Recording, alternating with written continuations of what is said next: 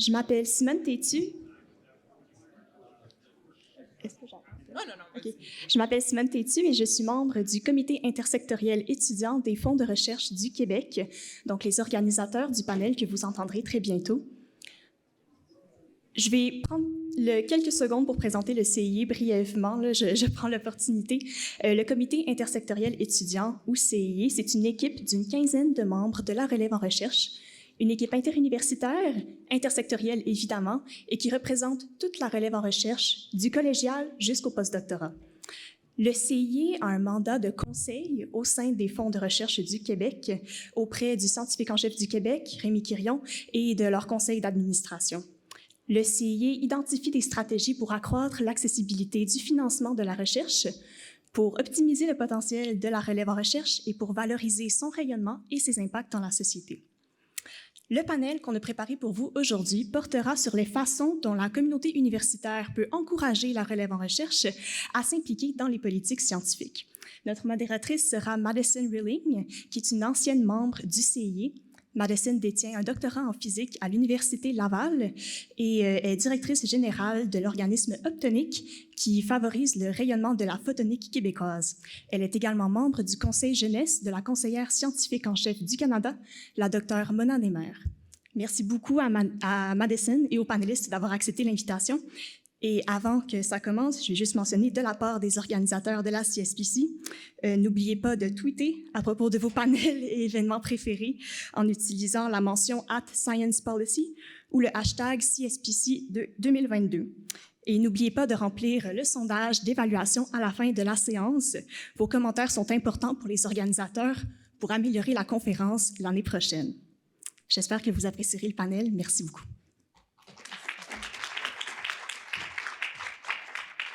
Bonjour tout le monde. Bonjour. Un plaisir d'être ici avec vous aujourd'hui. Hi everyone. It's really a pleasure to be with you today. An honor to host this panel. C'est un honneur d'organiser ce panel. J'aime lorsqu'on parle de la prochaine génération.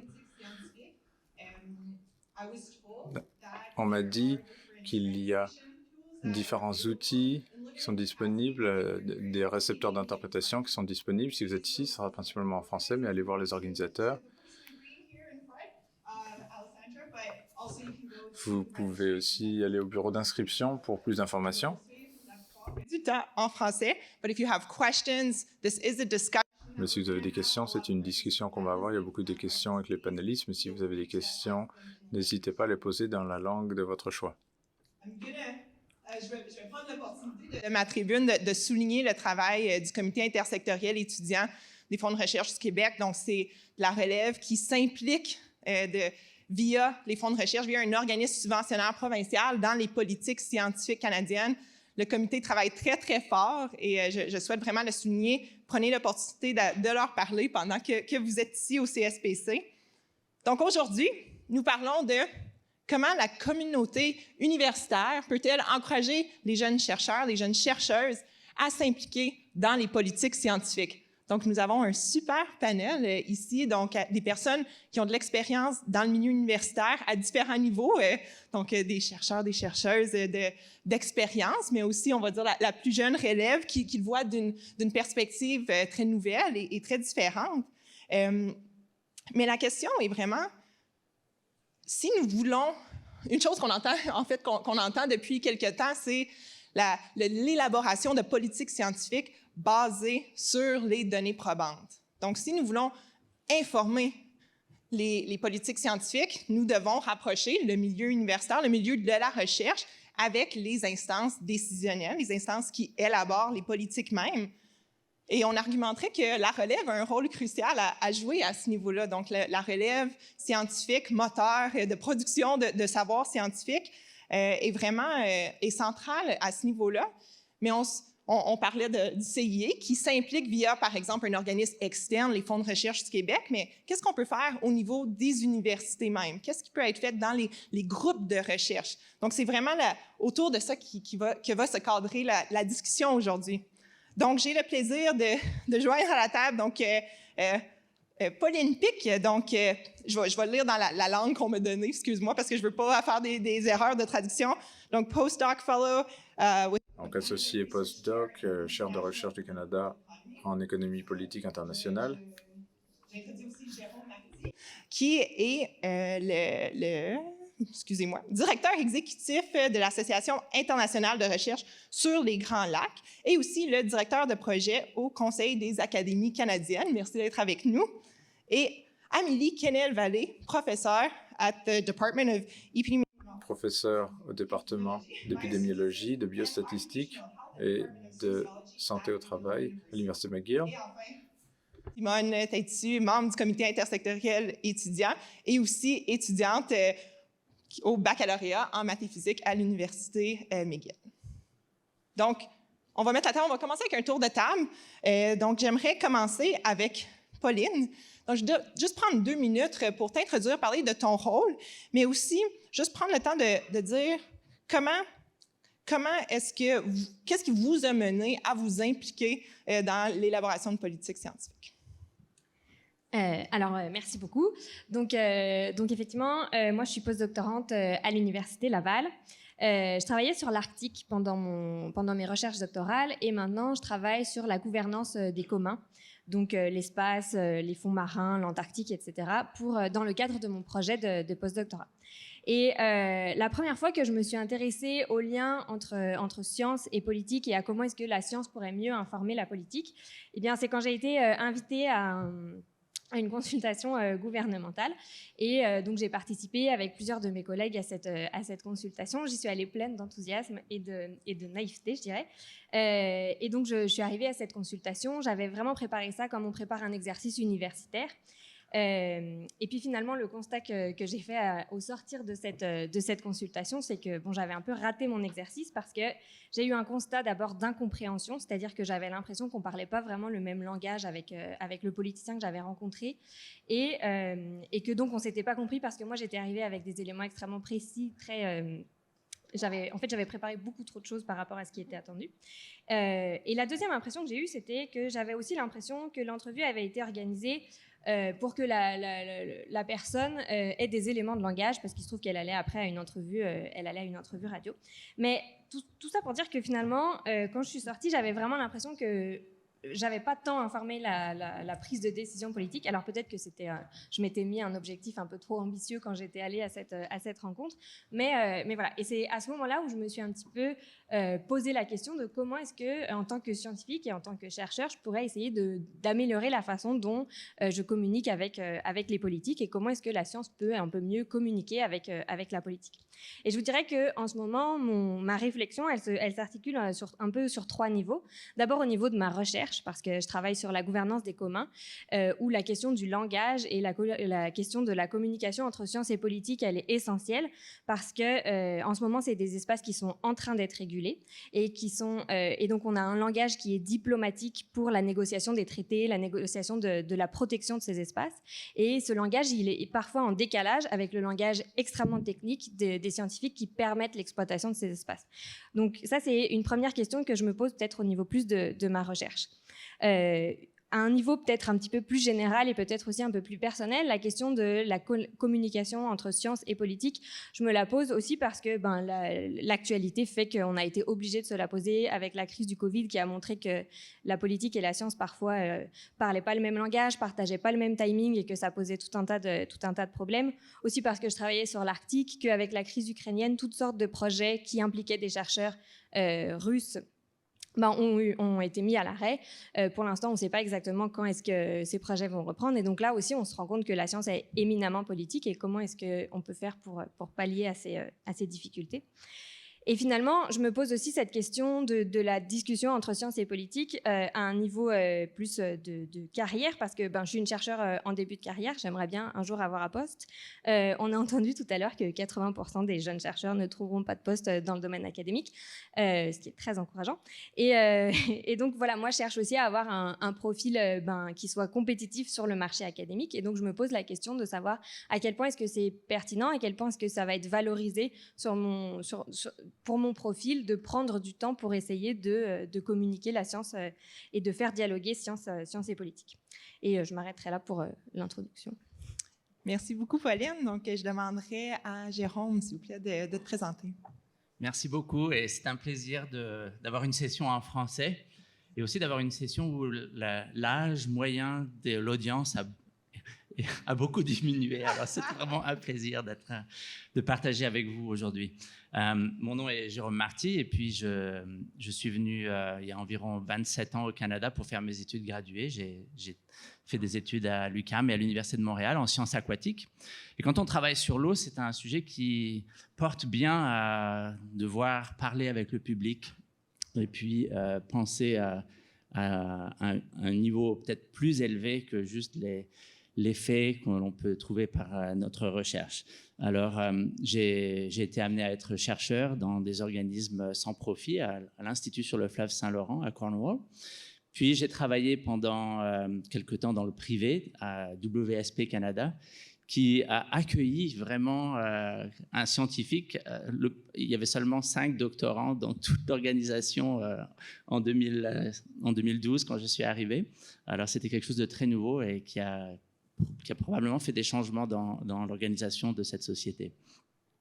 J'ai travaillé un petit peu comme conseiller scientifique avec Pêche et Océan avant d'atterrir au Conseil des académies canadiennes, qui est un petit organisme à Ottawa qui est spécialisé dans la traduction de matériel scientifique pour la prise de décision et qui produit ces fameux rapports du CAC qui sont rendus publics et qui répondent à des questions d'enjeux national ou provincial. Peut-être pour finir cette introduction, je voudrais dire que pour moi, qu'est-ce qui m'a amené dans ce parcours qui est diversifié? J'enseigne un peu à l'Université d'Ottawa et je dis souvent que j'étais comme un caméléon dans mon parcours. J'ai pris toutes les couleurs possibles. Alors, il faut apprendre à être un caméléon, c'est ça que je pourrais dire. Et une des choses qui a forcé cette trajectoire, ça a été ma famille. Parce que quand j'ai fait mes études graduées, nous étions tous les deux étudiants et on a décidé d'avoir des enfants très tôt. Alors ça me donne un changement dans les priorités. Le premier d'entre nous qui allait trouver un emploi, l'autre allait suivre et allait se débrouiller pour trouver du travail. Ça a marché, on a eu beaucoup de chance. Mais c'est quelque chose que je veux aussi insister sur le fait qu'on a aussi notre vie personnelle et qu'il faut savoir balancer les deux et que c'est possible de le faire aussi. Voilà. Merci beaucoup, Jérôme. Donc, j'ai hâte qu'on plonge dans la discussion sur comment être un caméléon dans le monde des politiques scientifiques. Mais je vais laisser la place à Amélie. Merci. Donc, Amélie Kennel-Vallée, je suis professeure à McGill. J'ai un poste conjoint en sociologie et en épidémiologie. Ce n'est pas très habituel d'avoir un poste conjoint dans la Faculté des arts, la Faculté de médecine et de sciences de la santé. Mais c'est parce que je travaille en sciences des populations, en population health, et je travaille sur l'impact des politiques publiques, les politiques sociales, mais aussi les systèmes de santé sur les inégalités de santé. Parce que oui, le système de santé peut contribuer aux inégalités. Maintenant, on le reconnaît un peu plus, mais quand je commençais il y a 15 ans ici au Canada, ce n'était pas vraiment quelque chose qui était très considéré comme très pertinent comme question de recherche, disons. Et puis, donc, quand j'ai commencé, j'avais plutôt une perspective académique. Je venais de sociologie. On regardait d'un œil un peu critique, en fait, le fait de s'impliquer dans les politiques. L'idée était, il faut faire de la recherche fondamentale et puis la meilleure recherche va se rendre par des méandres nébuleux vers la prise de décision, peut-être éventuellement. Or, je travaillais sur le privé en santé. Et si vous vous rappelez de 2005-2006, ceux d'entre vous qui prêtaient attention à l'actualité à ce moment-là, en 2006, on a eu le cas Shawili au Canada qui est allé à la Cour suprême qui avait en fait une portée sur le privé en santé au Québec. Et donc, je me suis retrouvée, bien malgré moi, à l'Assemblée nationale à présenter un mémoire. Et puis, ça a été une expérience frappante, choquante. Je n'étais pas préparée, mais qui m'a aussi souligné l'importance d'amener les informations de la recherche et de préparer la relève à le faire à la prise de décision publique. Donc, de là, on fast-forward, j'ai eu des expériences très enrichissantes avec des collègues dans des contextes de partenariat financés par le CRSH, avec les décideurs à travers les sciences des populations. Et puis, au point de Pauline, on en est très conscient de ce 80%. Et puis, moi, c'est quelque chose qui m'anime. Et puis, en reconnaissance de ça, puis aussi en reconnaissance du fait que c'est pas nécessairement et seulement à travers l'université que vous pouvez soutenir la prise de décision, mais dans tous les secteurs de la société. Et puis, tout le monde y gagne, toute la société y gagne si on facilite ce transfert. Et puis aussi de considérer, je pense un peu au point que Jérôme a fait, il faut considérer aussi que c'est pas une trajectoire unilatérale et linéaire. Il peut y avoir des mouvements et des retours, et puis en fait, ça enrichit la prise de décision des deux côtés, et puis la recherche de l'autre côté. Donc, en ce moment, depuis quelques années, je dirige un partenariat aussi financé par le CRSH, mais en formation cette fois-ci, pour soutenir les chercheurs en sciences des populations à mieux soutenir la prise de décision. On a 15 universités à travers le Canada, des partenaires aussi aux États-Unis, en Angleterre, en Allemagne, et 21 partenaires non académiques, dont des gouvernements, des départements gouvernementaux comme Emploi et Développement social, Immigration, Réfugiés Canada. Et puis, il y a tellement un appétit, un plaisir à travailler ensemble, le développement de réseaux entre les fellows, et aussi entre les partenaires. Donc, je pense que ça, c'est vraiment en tout cas, moi, ça m'anime énormément, et puis je pense que c'est des pistes qui sont vraiment très importantes à soutenir pour le futur. Merci beaucoup, Amélie. Déjà, la moitié des panélistes, une super belle diversité des expériences là, pour plonger dans les discussions. Simone? Oui, bon. Ce ne sera pas très, très long de présenter mon parcours et mes expériences, mais en ce qui concerne l'implication étudiante dans les politiques qui ont trait à la science, à la recherche, c'est un intérêt qui est né chez moi quand j'étais étudiante au cégep. Quand on est étudiant au cégep, au baccalauréat, le monde de la recherche, c'est un monde qu'on découvre. Et c'est un monde qu'on découvre et qu'on trouve parfois intimidant, certainement très différent de ce qu'on connaît. C'est un monde qui a ses propres codes, ses normes, sa propre vision de ce qu'est l'excellence. Et quand on est jeune et qu'on aborde ce nouveau monde, on a un regard nouveau, on se demande toujours comment ça pourrait être. Et je pense que c'est un peu ça l'esprit du comité intersectoriel étudiant dans les fonds de recherche du Québec, c'est d'apporter une perspective de la relève dans les politiques qui vont ensuite influencer, ça peut être des programmes de bourse, différents programmes de financement, mais qui vont ensuite influencer l'écosystème de recherche québécois. Et des exemples d'enjeux sur lesquels le CIE s'est penché depuis sa création sont la situation des postdoctorantes et des postdoctorants, les étudiants et étudiantes dans les regroupements de recherche financés par l'IFRQ, l'insertion professionnelle et les carrières hors des murs de l'université pour la recherche dont on a parlé beaucoup aujourd'hui. On peut se pencher aussi sur d'autres enjeux comme les pratiques éco-responsables en recherche qui ont tendance à toucher beaucoup la relève, et la santé psychologique est un nouvel enjeu sur lequel on aime se pencher. Donc, au sein des fonds de recherche du Québec, la voix étudiante est présente depuis plutôt longtemps. J'oserais dire que c'est un organisme plutôt avant-gardiste en ce qui concerne l'inclusion de la relève dans ses politiques, parce qu'avant même la création du comité intersectoriel étudiant, des étudiants siégeaient sur les conseils d'administration, un étudiant par conseil d'administration des 3 fonds de recherche du Québec. Donc, ça remonte à il y a quand même plusieurs années. Et je pense que dans les orientations stratégiques des fonds de recherche du Québec, on la sent, cette considération des perspectives étudiantes par l'organisme, que ce soit par le soutien des étudiants, mais aussi par la volonté d'adapter les programmes aux nouvelles réflexions que le comité soumet au FRQ. Donc, je souligne un peu ce travail-là.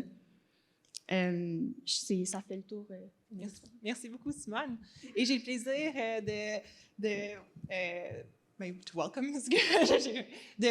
recevoir à la table M. Pierre-André Bouchard-Saint-Amand, qui est professeur de finances publiques à l'École nationale d'administration publique.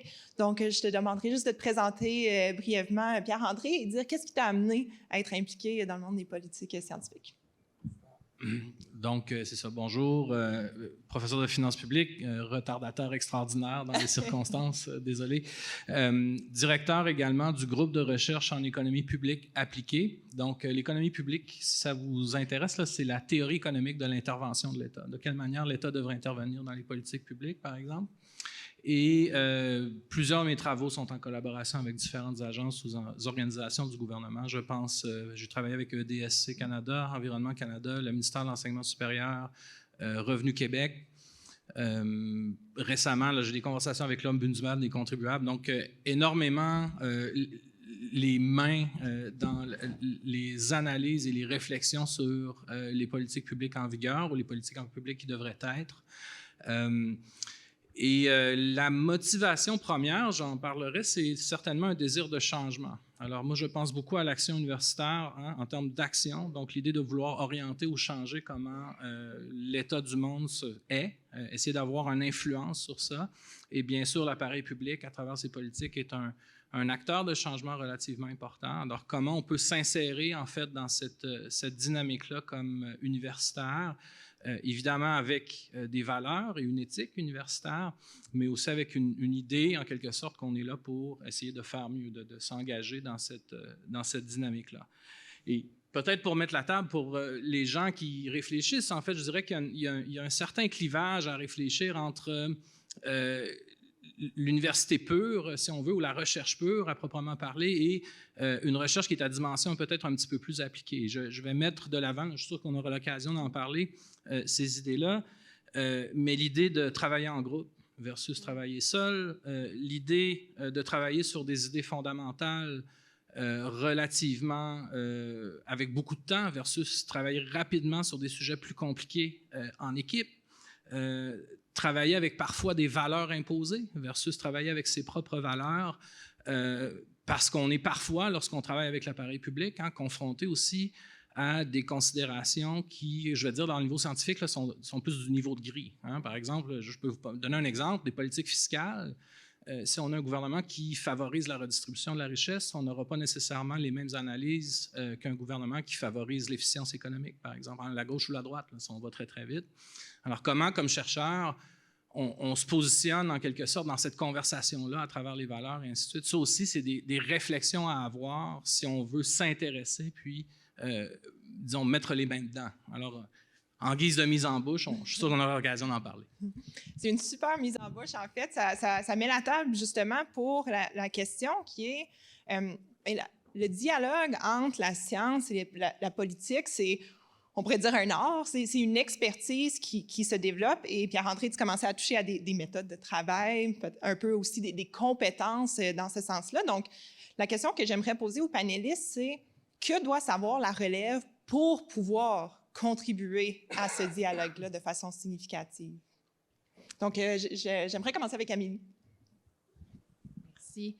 Moi, je dirais, outre les points, je pense, les questions de où est-ce qu'on se positionne sur le spectre politique, etc., c'est aussi important de savoir que les échéanciers ne sont pas alignés entre la recherche et la prise de décision, puis ça bouge à des vitesses différentes, variables, des deux côtés. Donc, des fois, c'est à l'université qu'on peut bouger un peu plus vite. Quand on décide qu'on travaille sur un projet, surtout si on n'a pas besoin d'énormément de ressources, comme moi dans les dry labs, c'est-à-dire j'ai besoin d'un ordi, j'ai besoin d'accès à des données, je le décide, puis ça peut partir la semaine prochaine.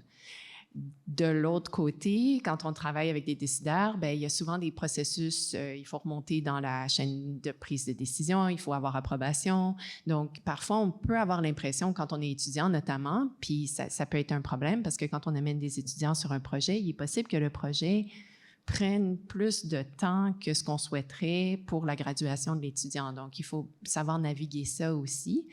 Donc, des fois, c'est justement remonter dans la chaîne de permission de décision, ça peut prendre plus de temps du point de vue des décideurs. Mais par ailleurs, quand c'est le temps de bouger, là, c'était du hier. Alors que nous, de notre côté, surtout, disons, quand il y a un budget qui s'en vient, puis là, il faut avoir il faut pousser les soutiens, les policy briefs, que ça sorte, les policy options.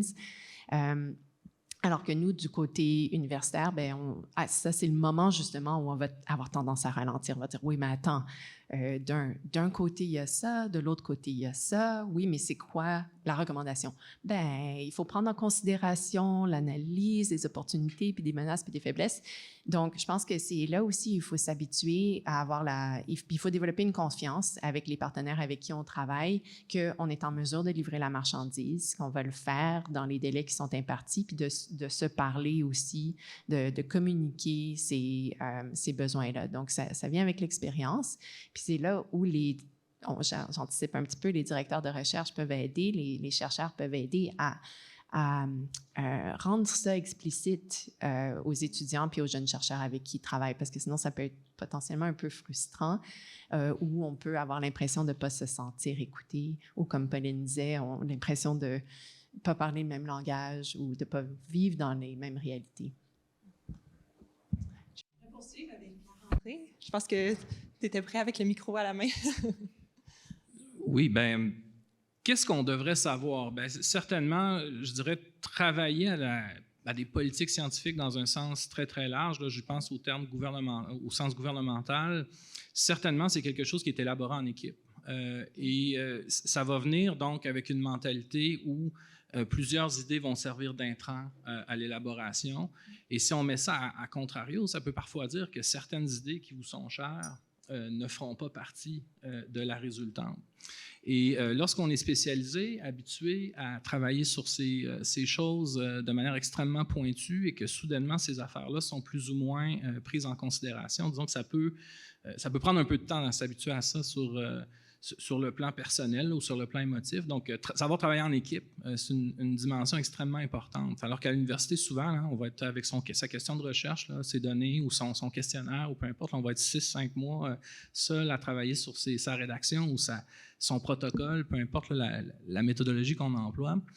Et c'est drôle parce que j'ai tendance à dire que la vitesse, ça peut être aussi de l'autre côté. Moi, j'aurais eu tendance à dire que la vitesse en politique publique est beaucoup plus rapide que le cycle de publication, à tout le moins, en milieu... OK, parfait. Alors, on dit la même chose. Super. Donc, très, très, très rapide dans le milieu politique. Je vous donne un exemple. On m'a déjà demandé d'évaluer l'impact d'une hausse du salaire minimum en 3 heures. Et c'est pas le temps d'élaborer une théorie fancy là, sur le marché du travail au Québec ou au Canada. On prend ce qu'on a, on le fait du mieux qu'on peut, on essaie de mettre des marges d'erreur et on communique cette information-là de la meilleure manière possible parce que ça a donné que cette journée-là, c'était la question critique du moment auquel le gouvernement devait avoir une réponse. Et donc, être en mesure de travailler rapidement à partir des fondamentaux de votre discipline sur des questions imposées, est aussi, je dirais, quelque chose qui est dans la nature de l'élaboration de ce type de politique-là. Alors, des fois, c'est pour interagir rapidement avec le politique,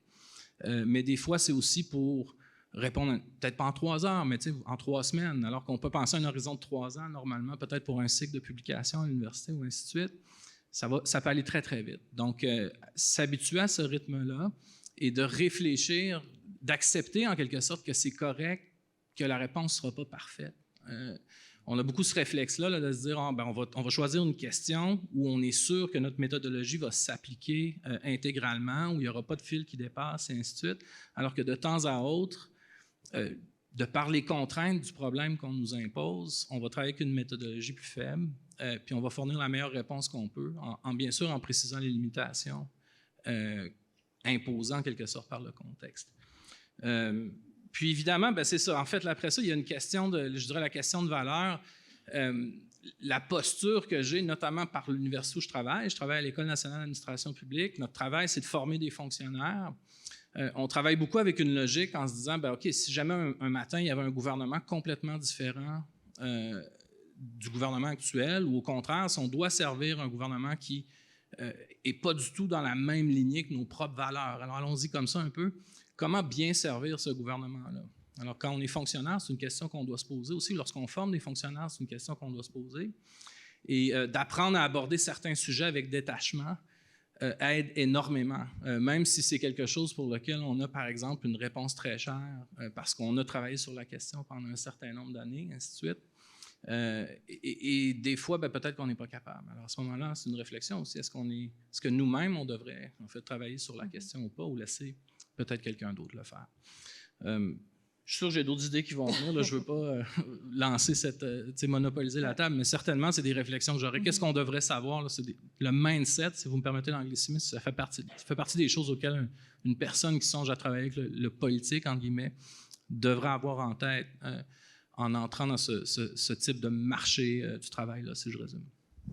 Merci beaucoup, Pierre-André. Et Amélie avait fait allusion un petit peu à comment les directeurs, directrices de recherche peuvent encadrer justement cette implication-là. Donc, je pense déjà aux futures questions. J'ai déjà hâte de vous entendre. Mais je veux laisser la place à Pauline, qui a une vision un petit peu plus, justement, on va dire récente, de s'impliquer. Donc, que dirais-tu que la relève doit savoir pour pouvoir s'y impliquer efficacement ou significativement? C'est une très bonne question. Je ne reviendrai pas sur la question de la temporalité qui est différente entre la démarche scientifique et la prise de décision politique, même si à mon avis c'est quand même crucial. Je pense qu'il y a un truc vraiment important quand on est jeune chercheur et qu'on s'adresse aux politiques et qu'on n'a pas forcément vraiment, dont on n'a pas forcément conscience, mais qui à mon avis est important, c'est aussi de se rappeler qu'une politique scientifique, c'est d'abord une politique. Et que donc la science, ça va être une partie de ce qui va informer la décision, mais évidemment, ce n'est pas le seul intrant dont les politiques ont besoin et ce n'est pas la seule information dont les politiques vont se servir pour prendre la décision. Parce que parfois, en tout cas, du coup, j'en ai discuté avec plusieurs de mes collègues pour essayer de réfléchir à ce panel et il y en a beaucoup qui m'ont dit oui, moi une fois j'ai participé à une consultation, puis à la fin la décision était complètement différente de ce que moi j'ai dit ou en tout cas des informations que j'avais apportées et je trouve ça important de rappeler que voilà, une politique scientifique c'est d'abord une politique et que donc c'est pas parce que cette fois-ci on a l'impression que notre rapport n'a pas été écouté, qu'en fait, il n'a pas du tout été écouté et qu'il n'informera pas éventuellement d'une autre manière.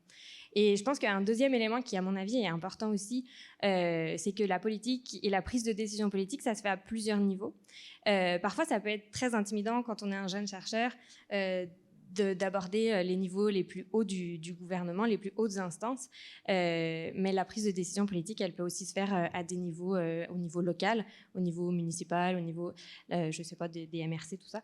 Et ça peut aussi être quelque chose d'intéressant à mettre en avant pour que des étudiants qui travaillent sur quelque chose, sur une problématique locale, puissent aller voir directement les responsables de ce niveau-là. Et je pense que ça, c'est aussi intéressant parce que ça peut permettre justement de se mettre en confiance, de voir un petit peu comment ça fonctionne à un niveau peut-être moins élevé, moins intimidant, pour ensuite prendre confiance d'aller un peu plus haut si jamais on en a envie de poursuivre de ce côté-là. Merci beaucoup, Pauline. Jérôme? Ouais, Pauline a pris mon message. Mais c'est vraiment pour dire... d'après l'expérience que j'ai eue de travailler avec différents organismes, des organismes locaux et des organismes nationaux, comme le gouvernement fédéral par exemple, c'est vraiment de réaliser que la majorité des décisions qu'on a besoin de prendre dans notre société, elle n'a pas besoin d'impliquer les grands niveaux de gouvernance, les gouvernements fédéraux, provinciaux. Et la majorité des décisions qu'on a besoin de prendre, elles sont prises dans des organismes, elles sont prises dans des groupes de recherche, même à l'université, ces décisions sont nécessaires.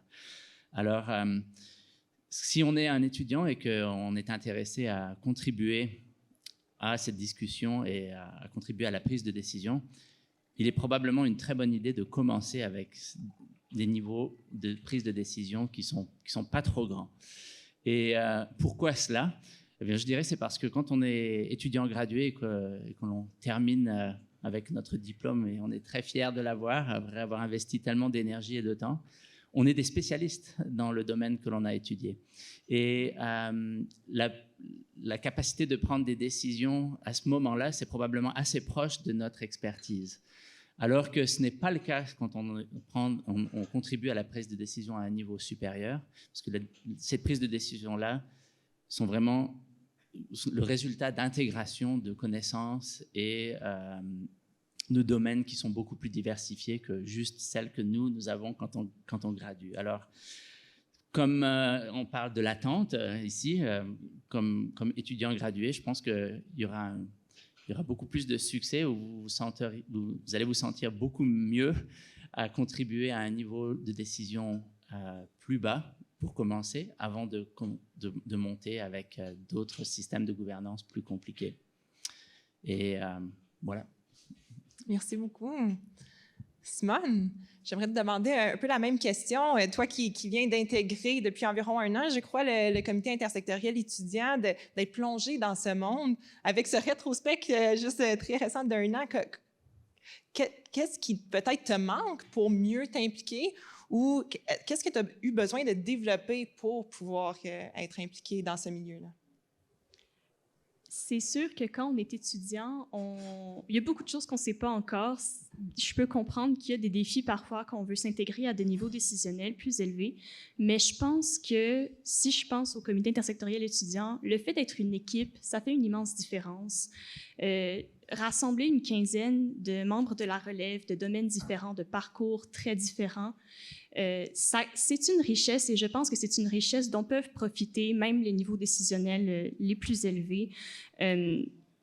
Parce qu'il y a des enjeux sur lesquels les étudiants sont peut-être les spécialistes, les enjeux étudiants en premier lieu. C'est un peu ça qu'on fait au CIE. Il y a des choses dont on peut se targuer, qu'on connaît bien. Et je pense que d'avoir cette confiance-là en ce qu'on sait et en ce qu'on comprend de certaines réalités, ça a une grande valeur et ça peut motiver des membres de la relève à s'impliquer dans le milieu des politiques scientifiques.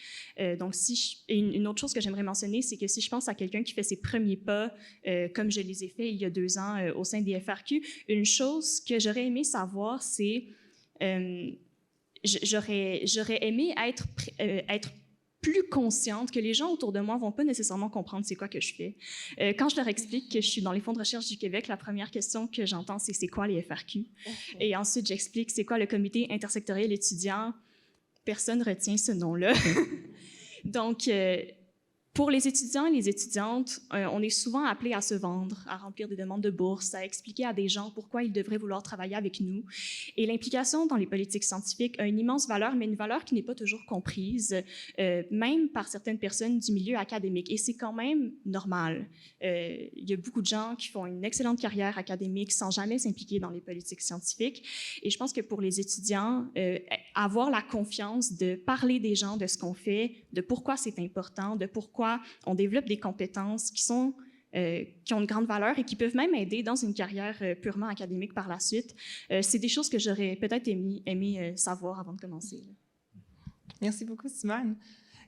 Donc, on est au CESPC, je rencontre depuis hier beaucoup de membres de la relève qui sont très intéressés, passionnés de pouvoir s'impliquer d'une façon ou d'une autre en politique scientifique. On utilise souvent le terme dialogue, dialogue, science et politique, donc des ponts qui se créent entre les deux. Donc, ma question pour vous, c'est plus concrètement, c'est quoi les outils ou c'est quoi les moyens qui peuvent être utilisés pour créer des canaux de communication entre, pas seulement juste le milieu de la recherche, mais vraiment la relève en recherche et les instances décisionnelles du côté soit politique ou social. Donc, j'aimerais commencer peut-être à l'autre bout de la table avec Pauline.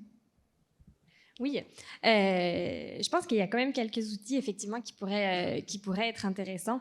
Bon, c'est sûr que moi je fais de la science politique, donc j'ai appris à faire des notes politiques. Puis ça fait comme un peu partie de la formation. Je pense que ça pourrait être généralisé. Je pense que ça serait intéressant, en tout cas pour les gens qui sont intéressés, pour justement pallier à cette problématique du langage qui m'est cher, vous l'aurez compris. Mais à mon avis, c'est quand même un enjeu majeur. Et savoir s'adresser aux politiciens et savoir adapter son langage pour pouvoir avoir une communication efficace, à mon avis, ça, c'est très important. Et ça ne doit pas se limiter aux sciences politiques et ça ne doit même pas se limiter aux sciences humaines. Mais vraiment, ça doit être quelque chose qu'on devrait retrouver, à mon avis, dans d'autres formations et dans d'autres domaines. Après, il y a d'autres dispositifs qui sont intéressants. J'ai justement reçu hier un mail de MyTax qui me parlait d'un nouveau projet en tout cas, je ne sais pas si c'est nouveau, mais moi, c'est la première fois que j'en entendais parler. C'est un post-doctorat où on fait 1 an complet dans un bureau du gouvernement canadien, le domaine qu'on veut. Et ben ça, je trouve ça vraiment très intéressant. Alors, ça pose aussi beaucoup de questions sur à quel point est-ce que ça va être valorisé si on veut faire une carrière académique après, etc. Ça, je ne sais pas. Mais je trouve que ce genre de dispositif-là, qui existe peut-être ailleurs que dans MyTax, mais j'en ai jamais entendu parler, ben, ça pourrait être éventuellement intéressant pour qu'on ait aussi, en tant qu'étudiant et en tant que personne qui va décider si oui ou non on va poursuivre dans l'académique, si on va suivre une autre voie, ce genre d'expérience un petit peu hybride, si ça pouvait être un petit peu plus généralisé, je pense que ça serait aussi intéressant pour nous. Merci beaucoup, Pauline. Je vais laisser la parole à Jérôme. Alors moi, je vais continuer à insister sur l'idée de la multidisciplinarité et d'aller chercher des expériences qui sont en dehors de vos compétences, des compétences, et de prendre des risques et puis d'aller plonger dans des choses que vous ne connaissez pas. Je pense que c'est quelque chose qui va vous amener à réfléchir différemment et de comprendre comment la réflexion a lieu dans d'autres domaines. Je pense que c'est quelque chose qui amène beaucoup de satisfaction quand on va dans cette direction-là. La traduction du savoir est très importante. Une des grandes difficultés que les gouvernements ont est d'utiliser ces millions de publications qui sortent chaque année dans toutes sortes de revues et puis de faire en sorte qu'elles servent à quelque chose pour prendre une décision qui est bonne, qui va être acceptée par le plus grand nombre. Alors, dans ces expériences, aller chercher des expériences à l'extérieur, c'est peut-être d'aller chercher des expériences qui vont vous permettre d'apprendre à traduire les connaissances et le savoir dans un langage qui est plus accessible. La formation est critique. Je pense que quand j'étais étudiant, les programmes que l'on voit aujourd'hui qui permettent d'offrir des expériences dans le monde des politiques n'existaient pas. Alors, c'est quelque chose qui, je pense, on va dans la bonne direction. MyTax, effectivement, offre cette expérience en politique et d'autres fonds de recherche tendent vers cette direction aussi. Oui, je pense que je m'arrêterai là pour le moment. C'est super, on va avoir d'autres sujets à approfondir aussi. Donc, je laisserai la place à Simone, justement. Est-ce que tu vois qu'avec ce que tu as dit avant, de qu'est-ce que tu aurais aimé savoir ou qu'est-ce que tu peux encore développer pour bien jouer ce rôle-là? Est-ce qu'il y a des outils qui pourraient être mis en place pour que tu puisses mieux communiquer, mieux avoir ce dialogue entre la science et la politique? Certainement, je suis d'accord avec les choses qui ont été mentionnées. C'est sûr que pour la relève, les ressources, la formation directement et explicite, ça peut être important, mais surtout la diffusion de l'information à son sujet dans toutes sortes de domaines, toutes sortes de programmes. Et là, on peut même sortir de l'idée du dialogue sciences politiques. Toutes les ressources qu'on met à la disposition de la relève, si elles ne sont pas connues, elles ne sont pas utiles. Et donc, je pense que parler beaucoup du dialogue sciences politiques dans les milieux au sein desquels évolue la relève, c'est important. Et si on pense d'outils ou de canaux de communication, j'ai amené plutôt l'idée d'une équipe, l'idée de la collaboration. Les membres de la relève, on est habitués d'être en train d'apprendre. On est en train d'apprendre à tous les jours dans nos universités et on apprend les uns des autres. Donc, je pense que quand on implique la relève en politique scientifique, le faire dans un contexte très collaboratif où on peut rencontrer, par exemple, j'ai mentionné que j'ai commencé à être membre du CIE quand j'étais au cégep. Évidemment que le fait que les autres membres du CIE aient en bonne partie au cycle supérieur, ça m'a permis d'apprendre énormément et de mieux naviguer ce monde qui autrement aurait été un peu plus intimidant, ne serait-ce qu'à cause d'un écart générationnel ou un écart de qualification et d'expertise. Donc, rassembler les gens, diffuser l'information et rendre toutes les ressources qu'on veut mettre à leur disposition, les rendre extrêmement accessibles et connues, pour moi, ce serait parmi les principales clés. Super, merci beaucoup. On entend beaucoup les idées de structure, de support, de travail, d'équipe, multidisciplinarité, là, beaucoup qui font écho à travers les panélistes. Pierre-André? Je vais y aller dans une perspective plus d'un étudiant ou d'une étudiante qui aimerait en fait développer, disons, ces capacités-là. Je suggérerais 3 grandes idées. La première, intégrer une équipe où la recherche appliquée se fait en collaboration avec des politiciens, pas des politiciens, mais le politique, je vais dire ça comme ça. 2 exemples, on travaille présentement à réformer avec le ministère de l'Enseignement supérieur au Québec comment les universités sont financées au Québec, donc mon propre milieu de travail. Mais on a des gens dans ça qui font des simulations, des étudiants, des assistants de recherche qui font des simulations, qui travaillent quotidiennement avec des fonctionnaires pour aller chercher de la donnée, puis raffiner en quelque sorte ces travaux-là. C'est une expérience extrêmement riche pour eux, mais aussi pour le ministère, parce que c'est des gens qui, après, connaissent extrêmement bien les politiques sur lesquelles on est appelé à travailler. Alors, généralement, ça vient avec des offres d'emploi à la clé. Un autre exemple, avec Environnement Canada, on évaluait des mesures de prévention de prévention d'inondations. Alors, les inondations, là, ça allait à la mode, entre guillemets, là, dans 2012-2013. Comment prévenir ça de manière efficiente? Bien, on était responsable de l'analyse économique. Donc, combien ça coûte? Est-ce qu'il y a des moyens plus rentables de faire ça, ou ainsi de suite? On a des gens qui ont travaillé, encore une fois, sur ce type de politique-là, qui était beaucoup plus environnementale, hydrique, et ainsi de suite, qui ont fini également aussi avec une certaine expertise dans ces questions-là.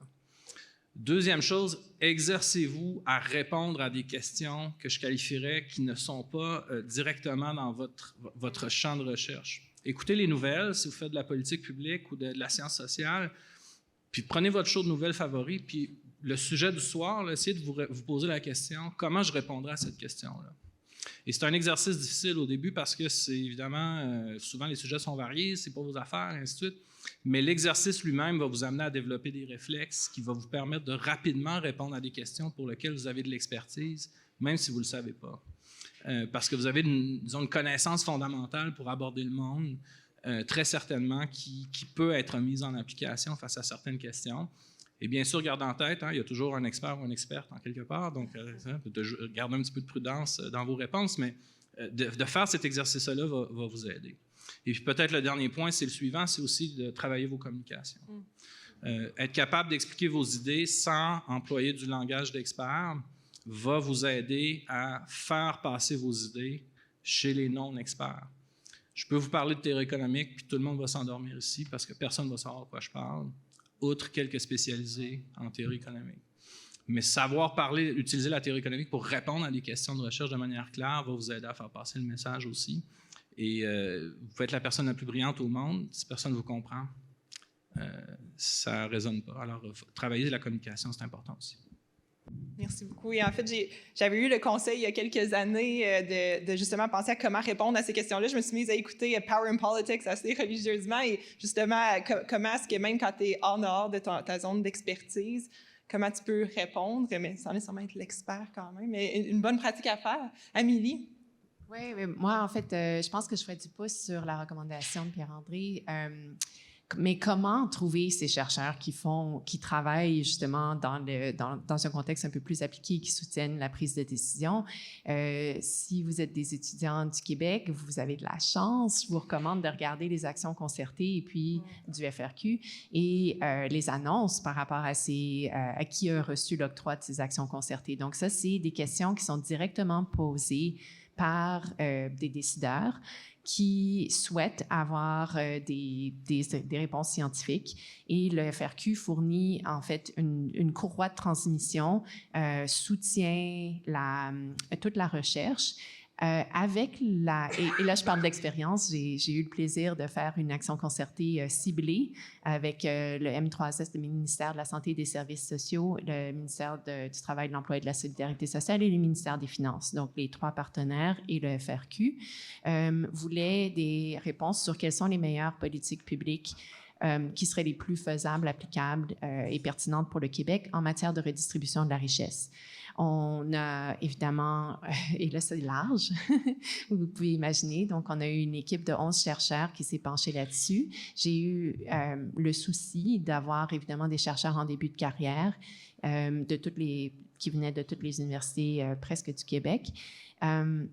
L'idée étant que c'est une façon, et il y avait évidemment d'autres chercheurs plus seniors aussi, mais donc c'est comme une première façon d'amener l'expérience et puis d'encadrer pour les jeunes chercheurs, les jeunes professeurs en début de carrière, mais également des postdocs, des étudiants, d'encadrer cette expérience-là et puis de voir la richesse des échanges qu'on a eus. Donc, tout au long des 2 ans de la subvention, on était accompagné d'un comité de suivi, mais toujours à distance. Donc, la recherche se faisait avec l'interaction avec le comité de suivi de membres de tous ces ministères, incluant et aussi de l'éducation, de la famille, et probablement que j'en oublie, parce qu'évidemment, c'est une question très large. Donc, je pense que ça, c'est vraiment, et je vous dis ça parce que quand on a une subvention, c'est toujours un plaisir, mais après ça, la prochaine question, c'est maintenant, il faut qu'on fasse le travail. Donc, puis parfois, ça a l'air bête, mais on a besoin d'embaucher des assistants de recherche et rapidement, parce que dans les actions concertées, il faut qu'on réponde rapidement, pas aussi rapidement que nos décideurs le souhaiteraient, toujours, comme je disais, mais aussi vite que possible. Donc, soyez à l'affût de ces opportunités-là, puis n'hésitez pas à écrire au professeur, cold calling avec votre CV. Dites-nous pourquoi, par contre, un petit paragraphe de pourquoi ça devrait être vous. Puis franchement, vraiment, je vous le dis, j'en embauche comme ça. Parfois, ça rentre dans la bonne fenêtre, puis ça fonctionne. Donc ça, c'est un outil qui est vraiment, je crois, vraiment pertinent pour les étudiants au Québec, mais peut-être qu'il peut avoir des inspirations pour le reste du Canada. Puis parlant du reste du Canada, justement, nos organismes subventionnaires fédéraux, le CRSNJ, le CRSH, les IRSC, ont tous des plateformes de formation qui se font en partenariat. Et là, la connexion, c'est pas nécessairement avec le politique ou avec des gouvernements, comme je disais, mais il y en a plusieurs qui le font. Puis moi je dirais, oui, on parle beaucoup du politique ici, mais la prise de décision, je réitère, ça se prend partout. Et c'est très important qu'elle soit basée sur des données probantes. Et puis nous, on travaille dans le domaine des big data, la science des données. En ce moment, c'est un domaine qui est tellement en demande que les gouvernements ont de la difficulté ou les organisations à but non lucratif ont beaucoup de difficultés. Ils ont des données, mais ils ont beaucoup de difficultés à avoir l'expertise. Donc, c'est vraiment une possibilité pour nous de répandre cette connaissance-là. Puis, c'est ce qu'on fait justement dans notre programme de formation, CANDI3, C-A-N-D-3, McGill/CANDI3, si vous voulez regarder. Et puis, pour parler de questions comme de gouvernance, on rend ça très explicite. Donc, on a un modèle de gouvernance pour nos fellows, on les implique dans notre modèle de gouvernance. Donc, je pense que c'est familiariser les chercheurs à justement communiquer à différents auditoires, essayer de se rendre, travailler toujours en interdisciplinarité. Et puis après ça forme une communauté de pratique. Certains d'entre eux vont aller au gouvernement parce qu'on a des stages, tous nos partenaires offrent des stages. Et puis oui, il y a souvent des emplois. On sait que le gouvernement fédéral a cru de 12% dans les quelques dernières années. Ça se fait. Là. Il y a un appétit énorme pour nos étudiants. Merci beaucoup, Amélie. Ton intervention a suscité une petite réaction, je pense, ici, Pierre-André. Je tenais juste à renchérir sur l'idée des embauches. Dans les 2 dernières semaines, on a eu embauché 5 personnes dans l'équipe. 3 d'entre elles étaient des personnes qui envoyaient leur CV sans même qu'on les connaisse, uniquement sur les ouvertures de postes. Alors, effectivement, ça peut être une excellente stratégie de contacter les profs. Un prof peut complètement ignorer que vous existez. Là. Si vous envoyez un CV, puis avec un petit message, ça va être lu, puis ça va être au minimum analysé. Merci beaucoup. Donc, pour les membres de l'audience, ça ne sera pas sans surprise. Je pense que les organisateurs du panel, organisatrices du panel ont quand même choisi des membres qui sont bien impliqués dans le dialogue sciences et politique, entre autres des professeurs qui ont bien de l'expérience à ce niveau-là. Mais si je reviens un petit peu à ma mise en contexte, plutôt, on est aussi au CSPC où on rencontre beaucoup de membres de la relève qui sont intéressés à s'impliquer, mais on va se dire les vraies affaires. Les étudiants-chercheurs, les étudiantes-chercheuses sont quand même dans des groupes de recherche, sont encadrés par leurs profs directeurs, directrices de recherche. Donc, des fois, peut-être que ces personnes-là ne sont pas particulièrement sensibilisées à l'importance de ce dialogue-là ou n'ont pas, justement, cette sensibilisation-là qui leur permet de soutenir ou d'encourager les membres de la relève à s'impliquer dans le dialogue. Donc, ma question pour vous, je vais commencer avec Amélie, c'est comment pouvons-nous les sensibiliser? Qu'est-ce qui pourrait être fait pour que différents directeurs, directrices de recherche puissent encourager leur relève à s'impliquer davantage? Moi, j'essaie de mener par l'exemple. C'est sûr que dans les deux chapeaux que je porte, en épidémiologie, on a beaucoup plus l'habitude de travailler en équipe. Je pense que c'est pas mal la norme. Aussi, plus l'habitude de travailler sur des questions qui sont peut-être plus appliquées, qui ont des facteurs. On travaille sur le système de santé, sur les trajectoires du système de santé. Donc, c'est plus naturel de ce côté-là. Du niveau de la Faculté des arts, mes collègues en sociologie, en économie, en sciences, moins en sciences politiques peut-être, mais la question, c'est justement de les amener dans des équipes telles que celle de l'Action concertée sur la redistribution de la richesse, et puis de démontrer par l'exemple comment ça peut enrichir leur expérience, mais aussi celle de leurs étudiants. Pareil avec CANDI3, On a des chercheurs en sciences des populations à travers le Canada. Beaucoup d'entre eux n'ont jamais eu d'expérience d'interaction avec les partenaires non académiques. Et puis, à travers Kennedy 3, on a des à travers leurs étudiants, peut-être qui font des stages. Il y a parfois des connexions qui se font à ce niveau-là. Donc, moi, je crois vraiment à l'importance des réseaux, puis que les réseaux aussi se fassent que ce ne soit pas forcé non plus, que ça se fasse de façon organique, parce que moi, c'est comme ça que ça a commencé. Et puis, j'ai vraiment vu et compris l'importance de développer des relations interpersonnelles avec les gens qui travaillent au gouvernement aussi, et puis que c'est à partir de là que cette confiance s'établit et puis que les opportunités se développent. Donc, c'est vraiment de les amener dans le giron, dans le fond, c'est de partager notre expérience autant que possible avec des personnes qui ont les expertises dont on a besoin, parce que justement, c'est un team sport. Puis on a besoin de tout le monde à la table pour pouvoir répondre à ces questions-là. Moi, dans ce point de vue-là, je me dis, à certains égards, je suis devenue plus une chercheure entrepreneur. J'amène les gens ensemble. Et puis, une généraliste, je suis capable de ramasser toutes ces expertises-là puis de les amener justement, comme vous disiez, quand on nous demande, ben il faut OK, on a la demande de budget, il faut que ça rentre. Qu'est-ce que vous pouvez nous aider à avancer comme politique? Ben c'est d'amener mes collègues qui diraient « Ah oui, mais c'est plus compliqué que ça », à dire « OK, mais si on devait absolument maintenant,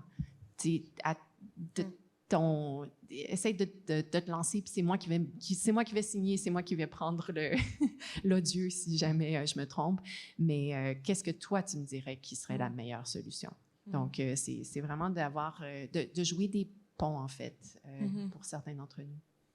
Merci beaucoup, Amélie.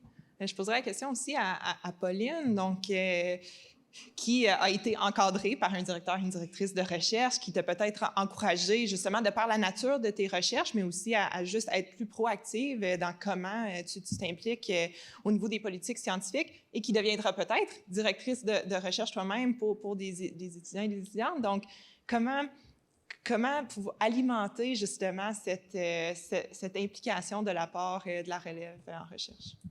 Oui, il se trouve que moi, mon directeur de recherche, en fait, c'était plutôt l'inverse. Je crois que ça l'intéressait pas vraiment le dialogue. Enfin, ça l'intéressait encore mieux de par notre projet de recherche, évidemment, mais c'était pas vraiment une de ses priorités. Et en fait, je dirais que si jamais, peut-être que ce qui est à notre niveau de jeunes chercheurs et de doctorants encadrés, puis on peut quand même aller chercher d'autres projets à côté, on peut quand même s'impliquer sur d'autres projets à côté de notre recherche principale. Et peut-être, moi, ça s'est passé comme ça.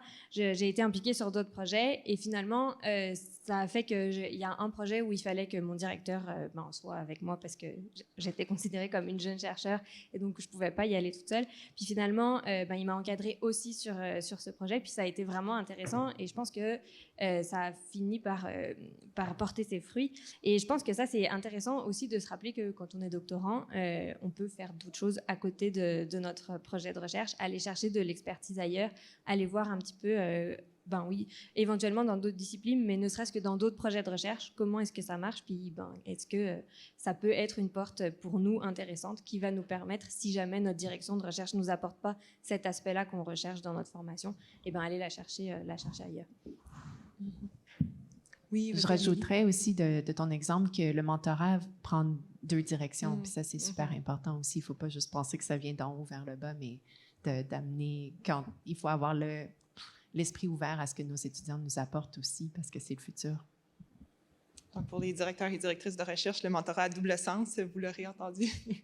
Merci beaucoup, Amélie, et merci, Pauline. Je poserai aussi la question à Pierre-André. Donc, j'entends de par tes réponses que je suis sûre que tu soutiens justement la relève à s'impliquer de cette façon-là. Est-ce que tu peux donner des conseils à d'autres collègues qui peut-être ne sont pas sensibilisés de la même manière? Comment ils peuvent mieux encourager, appuyer leur relève dans ce sens-là?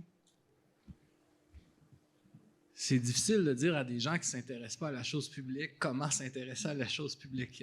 Peut-être, en fait, d'essayer de faire un minimum un exercice de vulgarisation des travaux au-delà de l'exercice de publication traditionnel pour être une façon, disons, relativement aisée de faire un premier pas dans cette direction-là. La deuxième, je dirais, c'est d'intégrer ces étudiants dans des rencontres où il y a une forme de consultation ou de pratique. Alors, ça va arriver, peu importe où on est, en quelque sorte, là, dans le spectre de la recherche universitaire, qu'on va être appelé à fournir une expertise sur une question quelconque par une autorité publique, par une entreprise, par les nouvelles peut-être, les médias. Intégrer à certains degrés nos étudiants dans cette réponse-là peut être extrêmement payante, ne serait-ce que pour voir l'envers du décor. Alors, j'ai amené, par exemple, des étudiants de premier cycle en économie publique, des gens qui s'intéressaient à la chose publique, sur le plateau de Gérald Filion, une journée à Radio-Canada, ne serait-ce que pour leur montrer comment ça marche, l'entrevue, comment ça se fait, et ainsi de suite. Voir que des fois, il y a des directs qui sont coupés parce qu'il y a une réponse qui est sortie. Donc, voir un peu l'envers du décor, pour leur montrer un peu comment fonctionne, par exemple, la relation publique comme universitaire. Amener des étudiants à Revenu Québec pour avoir ces conversations-là. Fait que là, je parle un peu de mes affaires, je fais un peu de transposition, peut-être faire un peu comme moi, mais c'est peut-être un peu prétentieux. Mais enfin, essayer d'intégrer ces étudiants-là dans les communications d'expertise ou dans la communication de vulgarisation.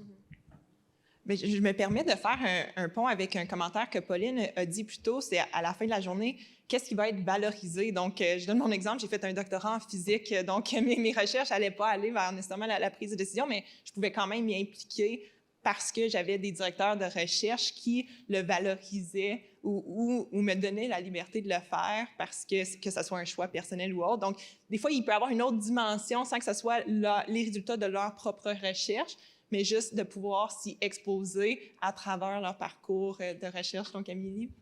Oui, bien, je pense par rapport à la question de la valorisation, on peut déjà d'emblée noter qu'il y a des bourses comme le Banting ou Vanier qui ont des dimensions explicites de leadership. Et puis ça, c'est des éléments qui sont vraiment pertinents à amener dans des dossiers de leadership. Donc, je pense que la valorisation est là, définitivement au niveau de nos organismes subventionnaires. Ensuite, des fois, ça prend peut-être un petit peu de convincing pour nos directeurs, pour les directeurs, pour les assurer, les directrices, de les assurer du fait que ça ralentira pas trop la progression ou que c'est une façon de gérer le temps un peu différente, mais que ça va avoir des retombées.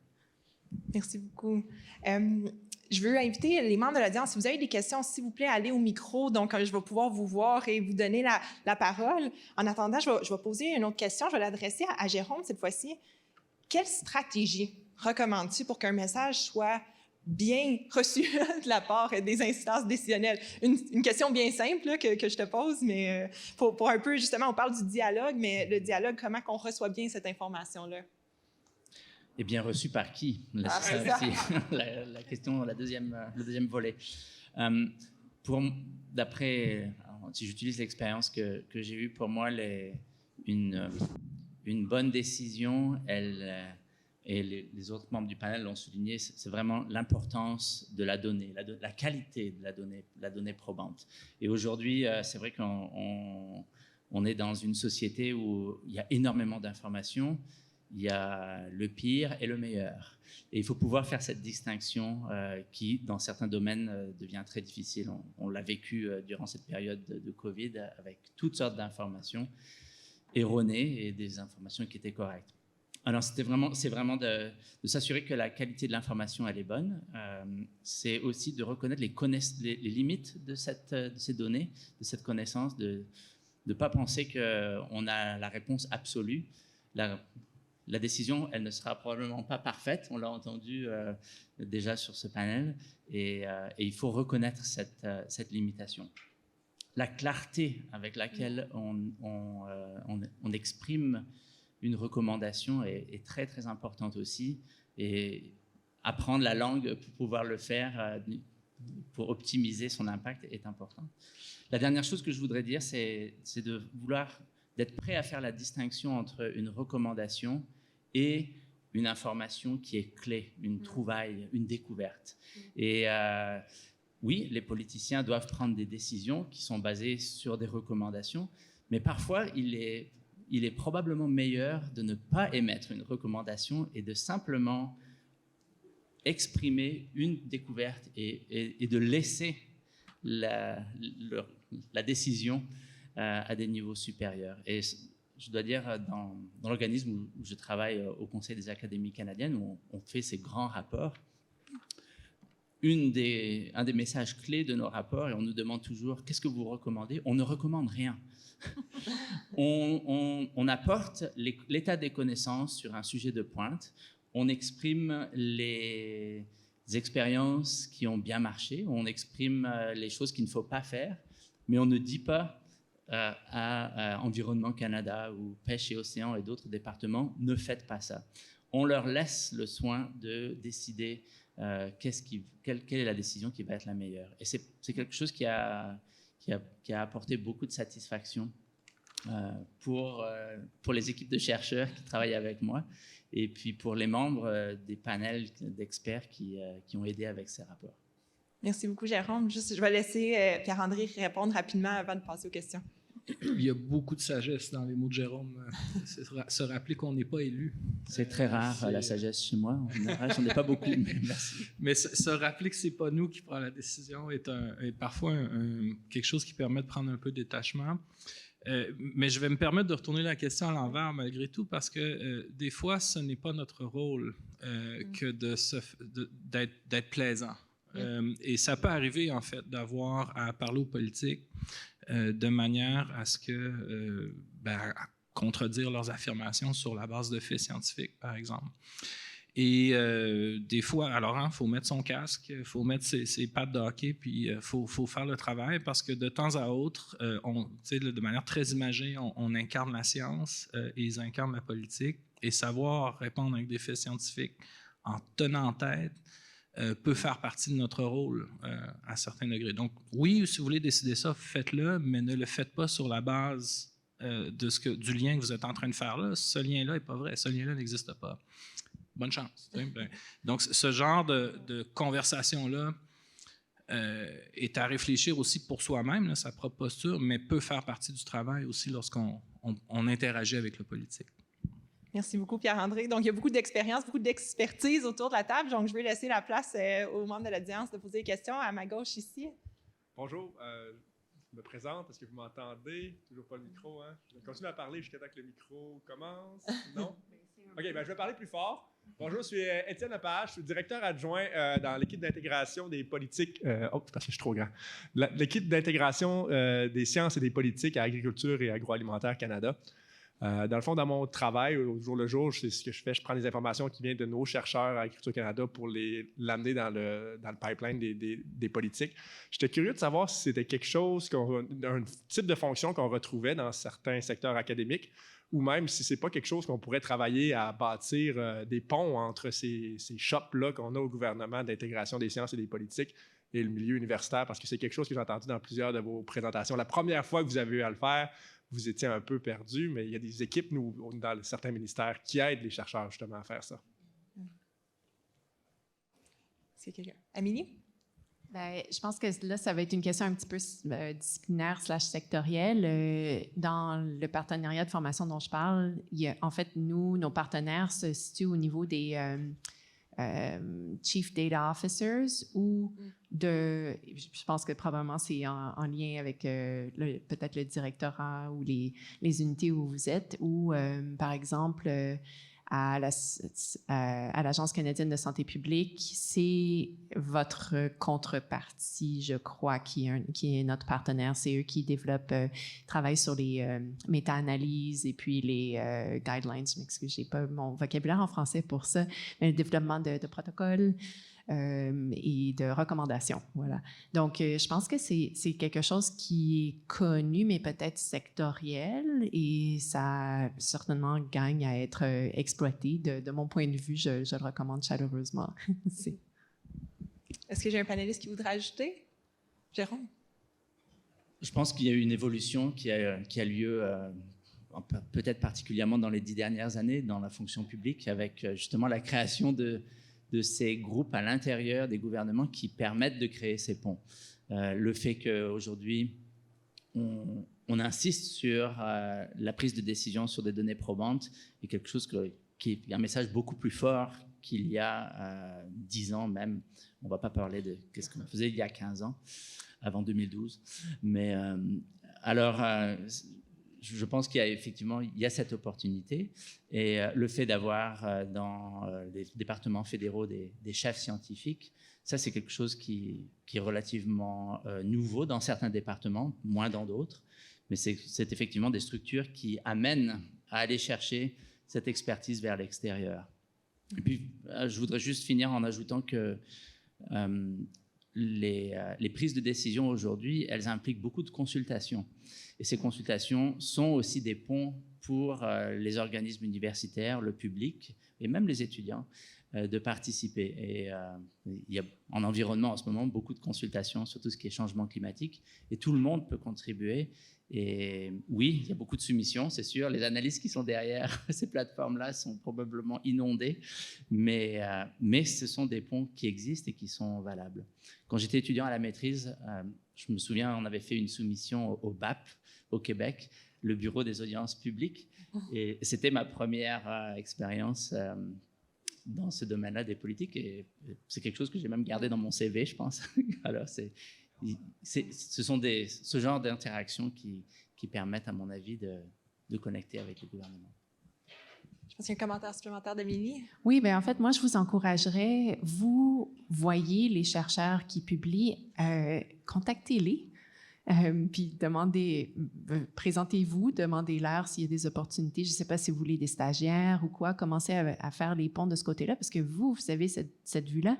Puis de l'autre côté, en ce qui concerne les chercheurs, je pense que ce serait extrêmement enrichissant pour eux de savoir que vous avez utilisé leurs données dans une recommandation ou un rapport, parce que de plus en plus, on essaye à l'université de reconnaître, on parlait justement de la valorisation, la San Francisco DORA qui nous amène à penser la déclaration sur Research Outputs, on essaye de commencer à considérer l'impact de la recherche au-delà du H-index, du impact factor. Et donc, ce genre d'histoire-là, d'évidence, parce que souvent, le problème, c'est l'attribution. On met des choses dans les terres académiques, mais on ne sait jamais qui les utilise. Bon, il y a des bibliométriques possibles, mais là, vous pourriez potentiellement aider quelqu'un à monter un dossier de promotion avec des évidences probantes quant à l'impact de sa recherche. Et c'est comme ça qu'on commence à changer les universités de l'intérieur aussi et à amener les comités de promotion à considérer ça comme valable. Merci beaucoup, Amélie. Je vais laisser la question ici à ma droite. Oui, bonjour. J'aimerais commencer par amplifier quelque chose que le Dr. Reiling a dit et qui me semble être absolument juste. Et c'est le fait que pour participer, pour s'impliquer dans les politiques scientifiques, on n'a pas à être un expert pointu, spécialisé du domaine dans lequel on a besoin d'expertise, parce qu'en fait, le genre d'expertise, souvent, au-delà des données probantes dont on a besoin pour pouvoir penser le politique, pour pouvoir informer les politiques, c'est une expertise de penseur, de chercheur, de quelqu'un qui est capable de transiger avec ces données-là, de réfléchir à travers d'elles, de pouvoir les communiquer. Donc, c'est quelque chose qui me semble absolument important parce que ça ouvre plein de portes. Mais ma question, en fait, elle est un peu différente et elle est très, très intéressée. C'est clair que quand on pense aux chercheurs qui s'impliquent dans les politiques, on pense au MITAC Science Fellowship, on pense, et souvent, évidemment, l'organe gouvernemental auquel on s'intéresse, c'est le fédéral. Parfois le provincial, mais peu souvent le municipal. Et tout ce que vous avez dit est très intéressant, très juste, mais je me demande quel conseil ou quelle recommandation feriez-vous à quelqu'un qui veut encourager les jeunes chercheurs à s'intéresser aux politiques scientifiques, mais pour les fins des gouvernements municipaux? Est-ce qu'il y a une différence? Est-ce que c'est la même chose? Ça m'intéresse beaucoup. Merci beaucoup pour la question. Est-ce que peut-être Pauline ou Pierre-André voudraient commenter? Très rapidement, moi, je pense que ça a beaucoup à voir avec le projet de recherche, même si c'est vrai que on n'est pas obligé d'informer les politiques seulement sur un domaine d'expertise en particulier. J'ai quand même l'impression qu'un domaine de recherche en particulier, ça va un petit peu orienter nécessairement comment est-ce qu'on se positionne. Et donc, j'ai l'impression qu'il faudrait viser dépendamment des projets de recherche, parce qu'il y en a qui ont directement une application locale. Et donc, pour ce type de projet-là, c'est très pertinent pour le niveau local et le niveau municipal de se faire connaître et de voir s'il pourrait y avoir des ponts qui peuvent être tissés entre ce projet de recherche qui existe et le niveau municipal. Mais je dirais que, à mon sens, en tout cas, dans ma façon de voir les choses, il faut viser les projets de recherche qui ont ce type d'application locale-là, et que ça va permettre aux gens qui en font partie d'informer le niveau municipal et de s'y impliquer peut-être un petit peu plus. Je pense à Amélie, tu voulais commenter au niveau municipal? Ah, excuse-moi, Fernandez, oui. J'ai pas de réponse claire. Peut-être, en fait, je dirais, je partage votre idée que le municipal est parfois malmené dans la conversation sur les paliers de gouvernement. Peut-être dire d'abord au municipal de ne pas hésiter à cogner aux portes des universités avec une question. Et puis après ça, en fait, de réfléchir, si on y pense plus du côté étudiant, de ne pas hésiter à réfléchir à comment une question de recherche sur laquelle vous travaillez peut avoir une déclinaison municipale. Alors, les changements climatiques, c'est discuté au municipal. La taxation, c'est discuté au municipal. L'urbanisme, de toute évidence, a des implications, a des liens avec le territoire, et ainsi de suite. Donc, comment essayer de réfléchir à cette déclinaison-là? Et il s'en fait du travail. Entre chercheurs et municipalités, par exemple, on a travaillé, nous, au déploiement de la téléphonie cellulaire 5G dans la ville de Montréal. Nos travaux, c'était des travaux de modélisation mathématique. Alors, une physicienne aurait pu faire ça autant qu'un économiste. La qualité qui était cherchée ici, c'était beaucoup plus, disons, des talents de programmation, je vais dire ça comme ça, que de connaissance du dossier à proprement parler. En fait, c'est de comprendre comment les agences de télécommunications se comportaient, puis ensuite d'essayer de programmer ça. Ensuite, j'ajouterais peut-être l'emphase, je mettrais dans ce cas-là beaucoup plus l'emphase sur le fait que c'est généralement des questions qui vont demander une réponse multidisciplinaire, parce que c'est vraiment des organismes qui réfléchissent de manière multidisciplinaire aussi. Puis autour de ça, là, je ne sais pas, peut-être renchérir si vous avez d'autres questions, mais je broderai une réflexion autour de ces grandes idées-là, certainement. Moi, de mon point de vue, je pense que la question de l'échelle est importante. Donc, on vient d'avoir un témoignage d'unité de recherche au fédéral. Puis oui, ça n'a pas toujours été le cas. On a eu des années un peu de jachère à ce niveau-là. Puis là, maintenant, c'est très fort. Donc, quand on parle du municipal, c'est pas... Évidemment, il y a plusieurs... Ça se décline de plusieurs façons. On parle de Montréal, bien, c'est la population d'une petite province. Avec la capacité aussi de recherche et d'action qui va avec.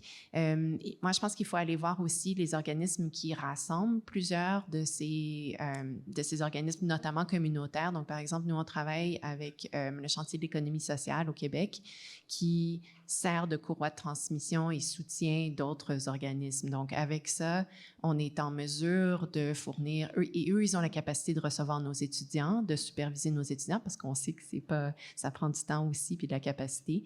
Donc, je pense peut-être, je dirais pour ceux qui s'y intéressent, dont la recherche a des portées municipales, puis quelle recherche n'en a pas, je pense que c'est important d'aller aussi voir peut-être là où il y a des organismes qui peuvent représenter et offrir un soutien. Merci beaucoup. Merci pour la question. Donc, une dernière question avant de clôturer. Oui, merci. Patrick Montfort, je suis chercheur au CNRS en France. Heureux d'assister à cette conférence, c'est très intéressant. Donc tout ce qui a été dit ici, bon, je suis tout à fait d'accord.